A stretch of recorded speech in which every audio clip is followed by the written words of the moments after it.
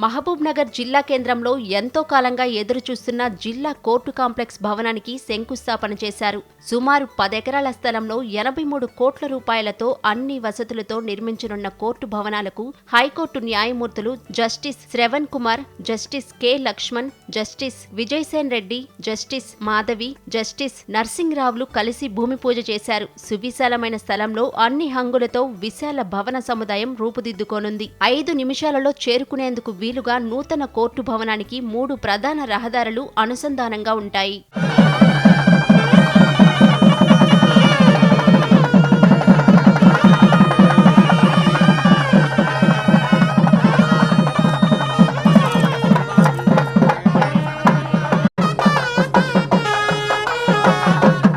గత 20 ఏళ్ల నుండి సరైన వసతులు లేక పాత కోర్టు భవనంలో అందరూ తీవ్ర ఇబ్బందులు పడ్డారు. ఈ క్రమంలో గత బీఆర్ఎస్ ప్రభుత్వం కోర్టు భవనాల కోసం రాయచూర్ రహదారి పక్కనే సువిశాలమైన స్థలం కేటాయించింది. ప్రస్తుతం ఆ స్థలంలోనే న్యాయమూర్తులు కోర్టు భవనాలకు శంకుస్థాపన చేశారు. అనంతరం న్యాయమూర్తులు ప్రసంగించారు. ఇక్కడికి వచ్చినాక నాకు ఒక డౌట్, ఎప్పుడు ఒక ప్రశ్న వస్తుంది.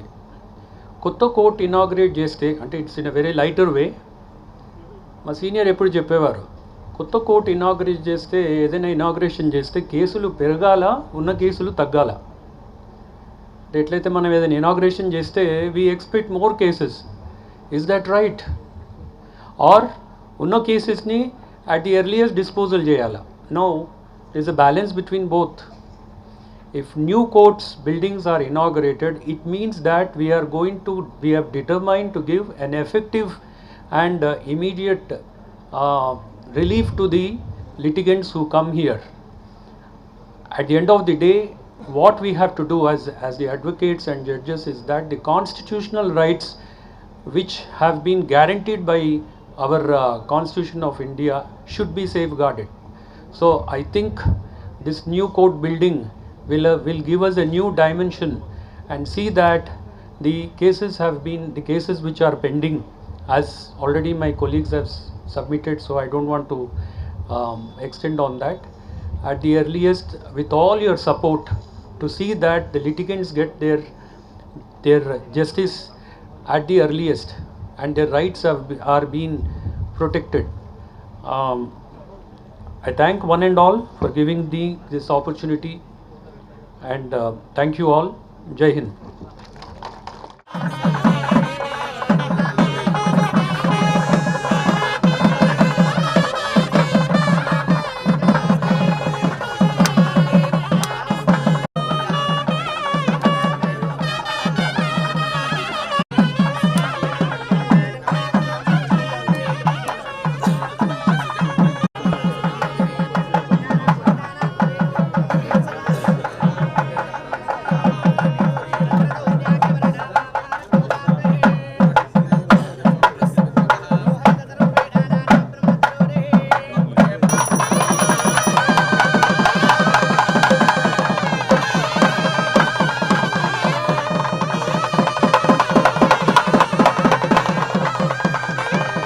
మేము ఇవాళ చక్కగా ఫౌండేషన్ వేసినాం, వెళ్ళిపోతాం. తర్వాత కట్టించుకోవాల్సింది మీరే. ఇప్పుడే విజయసేన్ రెడ్డి గారు చెప్పినట్టు మా పీడీజే గారు ఓన్లీ 3 years మాత్రమే ఇక్కడ ఉంటారు. మేము ఎప్పుడు ఏ జిల్లాకి పోర్ట్ఫోలియోకి వెళ్తామో, ఎప్పుడు వెళ్తామో మాకే తెలియదు. చాలా ఇవి ఉంటాయి అక్కడ, ఈ క్యాలిక్యులేషన్స్ ఇవన్నీ కూడా. సో అందువల్ల మీరు స్టేక్ హోల్డర్స్, ఇప్పుడు అదృష్టవశాత్తు అనంతరెడ్డి గారు మా మీద పెట్టలే, వేరే దగ్గర అయితే బార్ ప్రెసిడెంట్స్ మాకు చెప్తారు బిల్డింగ్ కూడా మీరే కట్టించాలని చెప్పి. మేము ఎక్కడ వస్తామంటే హైదరాబాద్ నుంచి రాలేము, మీరే కట్టించుకోవాలి. ఇప్పుడు నేను ఇప్పుడే కలెక్టర్ గారిని, అమ్మ జ్యోతి వెలిగించండి, కొబ్బరికాయ కొట్టమంటే వారు వెనక ముందు అవుతున్నారు. మీరు వెనక ముందు కావడానికి వీల్లేదు, మీరు జ్యోతి ప్రజ్వలన చేయాల్సిందే, కొబ్బరికాయ కొట్టాల్సిందే. మార్నింగ్ వాక్లో వచ్చి ఇక్కడ ఈ బిల్డింగ్ కన్స్ట్రక్షన్ ఓవర్సీ మీరే చేయాలి, మీరే దగ్గరుండి కట్టించాలని వారికి చెప్పడం జరిగింది.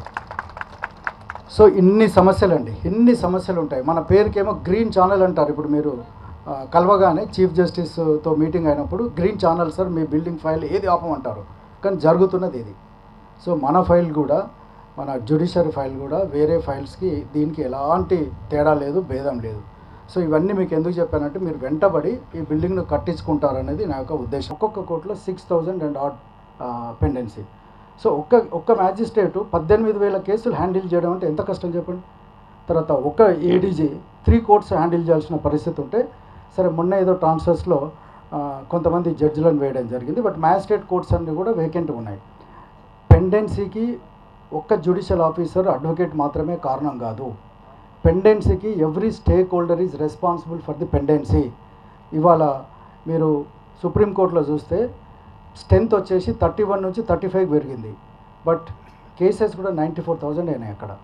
మీరు మన దగ్గర కూడా 27 నుంచి 42కు పెంచుకున్నాం స్ట్రెంత్. మన దగ్గర కూడా ఇవాళ 2,33,000 పెండెన్సీ మన హైకోర్టులో.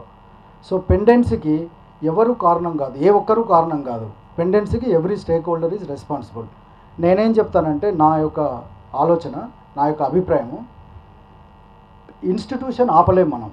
అది ఇట్స్ ఎ సిటిజన్స్ రైట్. ఓ కేసు ఫైల్ చేయడం అనేది, ఇప్పుడు నేను చెప్పాను కదా, ఈ ల్యాండ్ మాది అని రేపు ఎవరైనా రెడ్ చేసినా మనం ఆశ్చర్యపోవద్దు. అతను వేయకుండా ఆపలేం మనం. Institution is it is right. So మనం చేయాల్సింది ఏంటి, advocates, client and judicial officers అందరం కలిసి డిస్పోజ్ చేసే ప్రయత్నం చేద్దాం. సో ఆ డిస్పోజల్ చేసే ప్రయత్నము, ఇన్ఫ్రాస్ట్రక్చర్ని ప్రొక్యూర్ చేసుకునే ప్రయత్నంలోనే మనం ఈ యొక్క 10+2 కోర్ట్ బిల్డింగ్ని కట్టుకోవడానికి ఇవాళ మనం ఫౌండేషన్ వేసుకోవడం జరిగింది. నేను ఇంతకుముందు చెప్పినట్టుగా మీరందరూ కలిసి దాన్ని కన్స్ట్రక్షన్ కంప్లీట్ చేసుకుంటే బాగుంటుంది. కలెక్టర్ గారు కూడా ఎలాగో కోఆపరేట్ చేస్తారు. కోర్టుల్లో పెరుగుతున్న పెండింగ్ కేసుల విషయంలో అందరి బాధ్యత ఉందని న్యాయమూర్తులు అన్నారు. కేసుల్లో లాయర్లది కీలక పాత్ర అని, వాళ్లు కక్షిదారులకు సరైన విధంగా మార్గనిర్దేశం చేయాలని సూచించారు. కక్షిదారులకు సరైన న్యాయం జరగాలంటే కోర్టుల్లో వసతుల కల్పన కూడా ముఖ్యమన్నారు. కక్షిదారులు లోక్ అదాలత్లు, లీగల్ సర్వీస్ అథారిటీని వినియోగించుకోవాలని సూచించారు. భూముల ధరలు పెరగటం కూడా కేసుల సంఖ్య పెరగడానికి ఓ కారణమన్నారు. సొసైటీలో పీస్ ఉంటుంది. మీ పాలమూరు జిల్లాలో మీరు 20 ఏళ్ళ కింద చూస్తే అందరూ కలిసిమెలిసి ఉండేవాళ్ళు. లిటిగేషన్ తక్కువ ఉండేది. ఫ్యామిలీ మెంబర్స్ మధ్యన సూట్స్ లేవు, పార్టీషన్ సూట్స్ లేవు, ఏం లేవు. ఎందుకది? భూముల ధర తక్కువ ఉంటే. సంతోషంగా ఉండాలి, పీస్ఫుల్గా ఉండాలంటే భూముల ధర తక్కువ ఉండాలి. లిటిగేషన్ ఎక్కువైతుందంటే భూముల ధర ఎక్కువైతున్నట్టే. సో అంతకంటే ఎక్కువ నేను ఎలాబరేట్ చేయదలుచుకోలేను. లిటిగేషను ఎక్కువ కావడానికి ఎన్నో కారణాలు ఉన్నాయి. Legal awareness, empowerment. ఈ డామినెంట్ పార్టీస్ ఉంటారు, ఫ్యామిలీస్లో ఉంటారు, సొసైటీలో ఉంటారు. ఈ భూమి తగాదాలు ఉంటే ఈ వీక్ పార్టీస్ ఉంటారు. వాళ్ళు కోర్టుకు పోవాలంటే పాత రోజులలో ఆలోచించేది, కోర్టుకు పోతే నాకు న్యాయం జరుగుతుందా లేదా అని. ఈరోజు ఏంటంటే ఎన్నో వాళ్ళకు వసతులు ఉన్నాయి. లీగల్ సర్వీస్ అథారిటీ ఉంది, లీగల్ ఎయిడ్ ఉంది, లోక్ అదాలత్స్ ఉన్నాయి. తర్వాత వాళ్ళకు కూడా నాలెడ్జ్ వచ్చింది. వాళ్ళ మిత్రులతోని, వాళ్ళ తెలిసిన వాళ్ళు కోర్టుకు పోయి వాళ్ళకు లాభం పొందినట్టు ఇన్ఫర్మేషన్ వాళ్ళకు కూడా వస్తుంది. దాంతో చాలామంది కోర్టుకు వెళ్తూ ఉంటారు. ఇప్పుడు కోర్టుకు వెళ్ళడం ఏమీ తప్పేం కాదు, కానీ పరిష్కారం, కోర్టుకు వెళ్తే ఒక సొల్యూషన్ రావాలి. ఆ సొల్యూషన్ రాకుండా కోర్టులలో సంవత్సరాలు కేసులు పెండింగ్ ఉంటే అది మనకు మంచి మెసేజ్ని ఇవ్వదు. లిటిగేషన్ చాలా రోజులు పెండింగ్ ఉండడానికి అందరూ బాధ్యత వహించాలి. అయితే మనకు లాయర్స్ వాళ్ళు ఏంది, క్లయింట్స్ వాళ్ళని అపాయింట్ చేస్తున్నారు, మేము కోర్టుకు పోయి ఆర్గ్యుమెంట్ చేస్తున్నాము, జడ్జు డిలే చేస్తున్నాడు. అది మొత్తం అంతా. జడ్జి ఏమో neutral person, judge is a neutral man or women, but the judge is at the receiving end always. So all criticism is directed against the judges. So ఎక్కడ పోయినా బయట కోర్టులలో pending ఉన్నాయి cases అంటే లాయర్లని ఏమన్నారు, స్టాఫ్ని ఏమన్నారు, ఆపోజిట్ పార్టీ ఉంటాడు కదా అతను డ్రాగ్ చేస్తుంటే అతన్ని ఏమన్నారు, జడ్జెసే రెస్పాన్సిబుల్ అంట. సో ఒకటి ఆలోచించాలి, జడ్జెస్ ఒక్కరే కాదు రెస్పాన్సిబిలిటీ తీసుకోవడానికి, అందరూ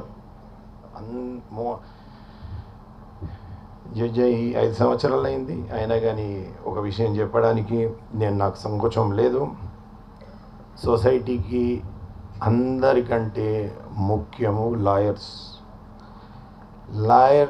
వాళ్ళు కంట్రిబ్యూట్ చేస్తున్నది సొసైటీలో ఎవరు చేయరు. Administration, municipal, MRO, sub register అక్కడ పోతారు. డిస్ప్యూట్స్ ఉంటాయి, ఫ్యామిలీ మెంబర్స్ మధ్యన డిస్ప్యూట్స్ ఉంటాయి, political decisions they may be right are wrong, disputes ఉంటాయి. లాయర్స్ కరెక్ట్ అడ్వైజ్ ఇచ్చి ఏ టైంలో కోర్టుకు పోవాలి, ఏ టైంలో కోర్టుకు పోవద్దు, ఏ మ్యాటర్ సెటిల్ చేసుకోవచ్చు, అదంతా లాయర్. కోర్టుకు వచ్చిన తర్వాత కూడా lawyer is known as officer of the court. So it is bound and responsibility of the lawyer to ensure that these gaps in the system are removed. మొత్తానికి ఇక్కడ న్యాయవాదుల చిరకాల కోరిక నెరవేరటం అభినందనీయమన్నారు న్యాయమూర్తులు. ఈ కార్యక్రమంలో జిల్లా జడ్జి ప్రేమలత, కలెక్టర్ విజయేంద్ర బోయి, ఎస్పీ జానకి, బార్ అసోసియేషన్ అధ్యక్ష కార్యదర్శులు అనంతరెడ్డి, శ్రీధర్రావు తదితరులు పాల్గొన్నారు.